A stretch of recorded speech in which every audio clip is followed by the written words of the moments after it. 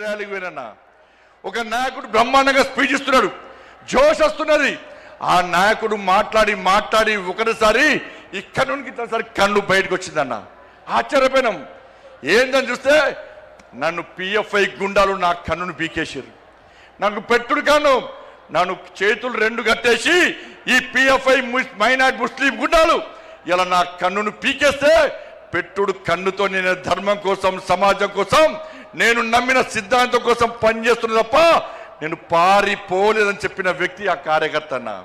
అంతెందుకన్నా ఇలా రాజ్యసభలో సుందరం మాస్టర్ రెండు కాళ్ళు నరికేస్తే ఇప్పటికి పెట్టుడు కాళ్ళతోని వాళ్ళ ధర్మం కోసం, దేశం కోసం, పార్టీ కోసం పనిచేస్తున్న వ్యక్తిని గుర్తించి నా నరేంద్ర మోడీ రాజ్యసభ మెంబర్ ఇచ్చిన విషయాన్ని మనం మర్చిపోద్దన్నా. అదే తెలంగాణ రాష్ట్రంలో అనేక మంది కార్యకర్తలు ఓడగొట్టుకున్నామన్నా.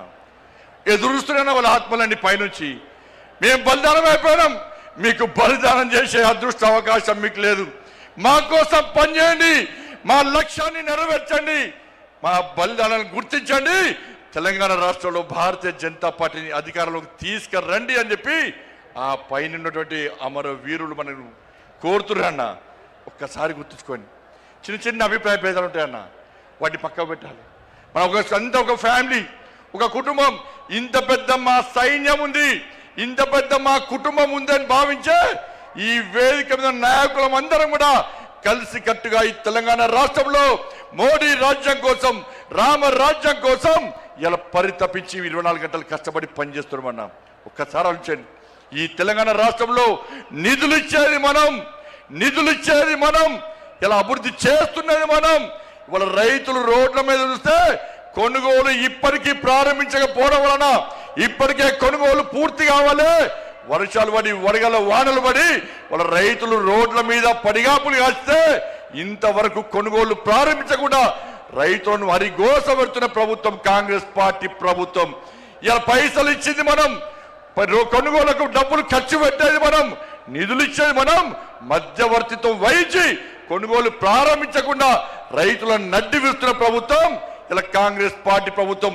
ఉద్యోగులకు డిఏ లేవు, పిఆర్సీ అమలు లేదు, నిరుద్యోగులకు ఉద్యోగం లేదు, నిరుద్యోగ వృద్ధి లేదు, విద్యార్థులకు భరోసా కాలేదు, 2500 మహిళలకు లేవు, 4000 రూపాయల ఆసరా పెన్షన్ లేదు, అందరికీ రైతు భరోసా లేదు, అందరికీ రైతు బోనస్ లేదు.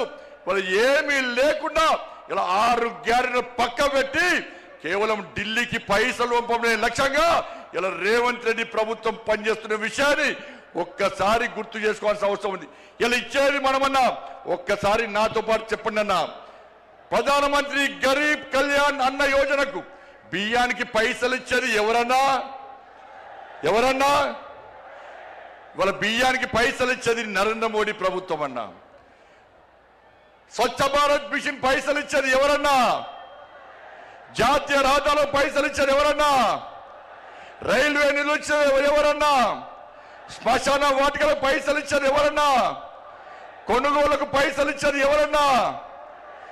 వాళ్ళ శ్మశాన వాటికలకు పైసలు ఇచ్చేది ఎవరన్నా? అన్ని నిధులు మనమే ఇస్తుంటే, వేల కోట్ల రూపాయల నిధులు మనకు వస్తుంటే ఇవాళ కాంగ్రెస్ పార్టీ ప్రభుత్వం మాకు ఏమి ఇస్తలేదని ఎలా భారతీయ జనతా పార్టీ ప్రభుత్వాన్ని బదనాం చేసే ప్రయత్నం చేస్తే అడ్డుకోవాల్సిన బాధ్యత మనకుదన్నా. ఇలా సనాతన ధర్మం కోసం పనిచేస్తామన్నా, ఈ తెలంగాణ రాష్ట్ర అభివృద్ధి కోసం పనిచేస్తామన్నా. సనాతన ధర్మం లేని భారతీయ జనతా పార్టీ లేదు. అరే 80% హిందువుల కోసం పనిచేసే పార్టీ నా భారతీయ జనతా పార్టీ. మేము ఒక వర్గానికి కొమ్ముగాయం, ఒక వర్గాన్ని వ్యతిరేకించాం. మేము సనాతన ధర్మానికి అడ్డొస్తే, నా ధర్మాన్ని హేళన చేసే ప్రయత్నం చేస్తే, నా సమాజాన్ని చీల్చే ప్రయత్నం చేస్తే ఏ భారతీయ జనతా పార్టీ కార్యకర్త ఊరుకునే ప్రసక్తి లేదు. మేము అల్లాను కించపరచలే, మేము యేసు ప్రభుని కించపరచలే, కానీ నా రాముని కించపరిస్తే, నా భగవంతుని కించపరిస్తే, నా సమాజాన్ని హేళన చేసే ప్రయత్నం చేస్తే ఊరుకునే ప్రసక్తి లేదన్న విషయాన్ని కాంగ్రెస్ పార్టీ, వాళ్ళ కమ్యూనిస్టు పార్టీలు కానీ, బీఆర్ఎస్ పార్టీ కానీ గుర్తుంచుకోవాలి. అందుకే భారతీయ జనతా పార్టీ కార్యకర్తలారా అందరం కలిసి పనిచేద్దాం. నేను ఏ రోజు కూడా పార్టీ తల వంచుకునే పని చేయనన్నా. ఇలా పార్టీ కోసం పనిచేస్తాం. మేమందరం కూడా ప్రతి భారతీయ జనతా పార్టీ కార్యకర్త జై శ్రీరామ్, భారత్ మాతాకి జై అని నేను భారతీయ జనతా పార్టీ కార్యకర్తనని చెప్పి తలెత్తుకొని సగర్వంగా తలెత్తుకునే విధంగా పనిచేస్తుంది తప్ప పార్టీకి తల వంచే పని చేయనన్నా. చాతగాని మూర్ఖులు, ధైర్యంగా రాజకీయంగా ఎదుర్కోలేని దద్దమ్మలు ఇలా ఏదో చేసి బండి సంజయ్ని గాని భారతీయ జనతా పార్టీని ఇబ్బంది పడితే నేను ఫామ్ హౌస్ లో ఎలుకని కాదన్నా, నేను నా అయ్య పేరు చెప్పి రాజకీయాలు రాలేదన్నా, నా తాత పేరు చెప్పి రాజకీయాలు రాలేదన్నా, ఏదో జెండా పెట్టి ఎత్తే రాలేదన్నా. నేను కాసేపు జెండాను, కమలపు జెండాను భుజం మీద మోసుకొని సామాన్య కార్యకర్తగా నా రాజకీయం ప్రారంభించి ఒక రాష్ట్రీయ స్వయం సేవక, ఒక ఏబీవీపీ కార్యకర్తగా, ఒక యువమోర్చా కార్యకర్తగా, ఒక నరేంద్ర మోడీ శిష్యునిగా భారతీయ జనతా పార్టీ కార్యకర్తగా పనిచేస్తున్నప్ప సగర్వంగా భారతీయ జనతా పార్టీ కార్యకర్తని తలెత్తుకొని తిరిగి పనిచేస్తున్నప్ప తల వంచే పని చెయ్యన్నా. నన్ను నమ్మండి అన్నా, తప్పుడు ప్రచారం నమ్మకండి అన్నా, మా ఎంబడి ఉండండి, ఇక వదిలిపెట్టే ప్రసక్తే లేదు. ఈ రోజు నుంచే మోడీ గారు ఈ రోజు వచ్చిపోయిన తర్వాత ఈ రోజు నుంచే తెలంగాణ రాష్ట్రంలో ధర్మం, తెలంగాణ అభివృద్ధి, ధర్మం ఆధారితంగా తెలంగాణ రాష్ట్రాన్ని అభివృద్ధి చేయాలంటే జై శ్రీరామ్, జై తెలంగాణ, జై శ్రీరామ్, జై శ్రీరామ్.